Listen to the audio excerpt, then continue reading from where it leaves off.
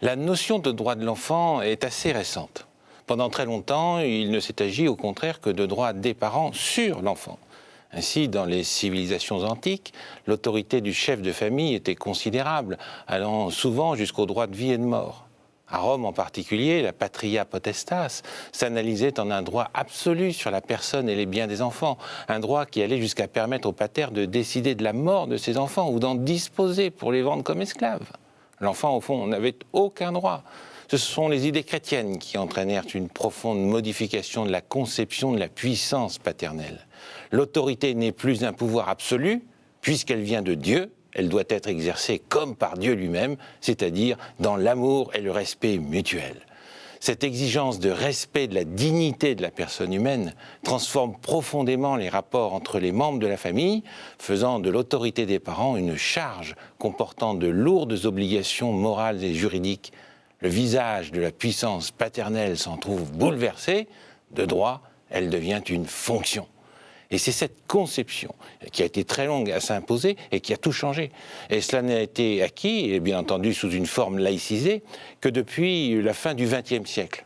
Désormais, l'autorité parentale n'est plus conçue comme un droit, c'est une fonction exercée par les parents, sinon au nom de Dieu, mais pour la compte de la société, et constituée d'un ensemble de droits et de devoirs ayant pour finalité l'intérêt de l'enfant.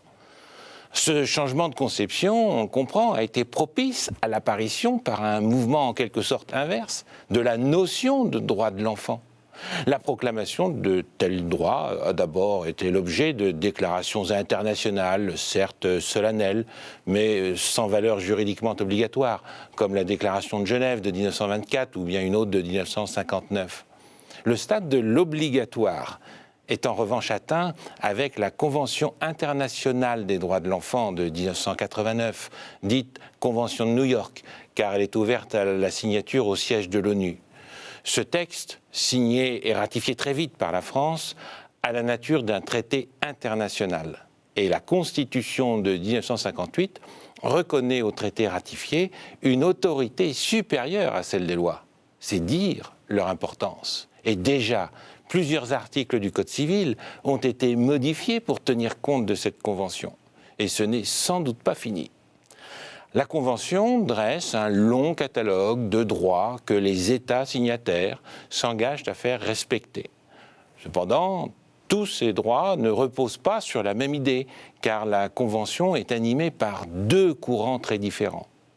Un courant veut libérer l'enfant, il s'agit de lui assurer des libertés. Un autre courant veut protéger l'enfant, car c'est un être faible et c'est le plus important.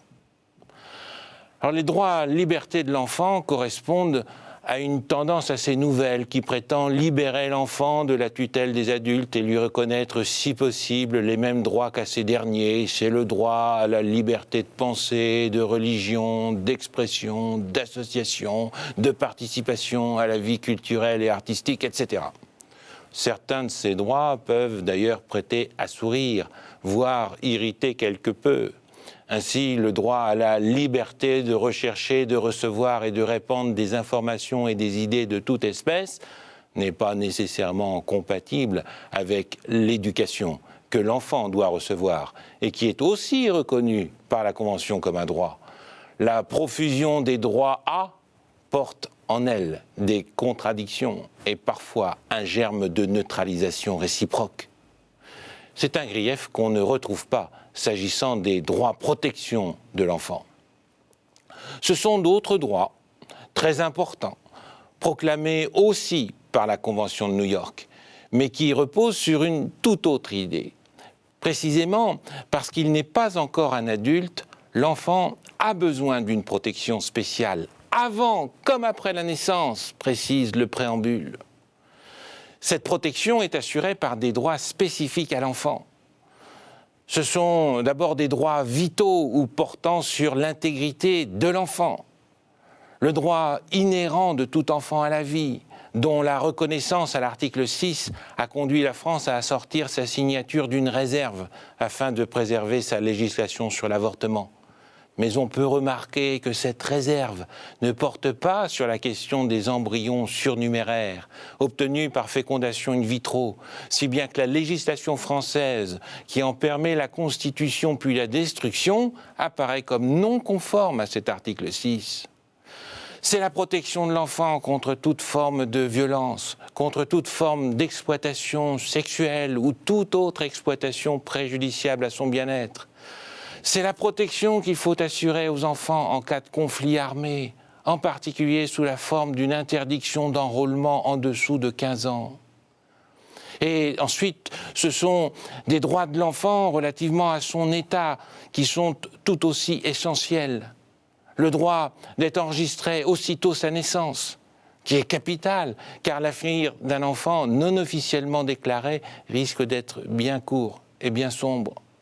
Le droit à un nom, à une nationalité, à la préservation de ses relations familiales, et surtout, le droit, dans la mesure du possible, de connaître ses parents et d'être élevé par eux. Un droit dont les potentialités paraissent très grandes. Tôt ou tard, il entraînera la levée de l'anonymat des origines actuellement imposé en France aux enfants issus d'une procréation médicalement assistée avec donneur. Enfin, signalons que la Convention impose que dans toute décision concernant un enfant, l'intérêt supérieur de celui-ci soit une considération primordiale. Spécialement en matière d'adoption, c'est l'intérêt de l'enfant qui doit prévaloir sur toute autre considération, notamment sur la satisfaction des souhaits des adultes. Alors vous le voyez, il y a vraiment beaucoup de choses dans la Convention de New York, et on peut même dire quelques très bonnes choses.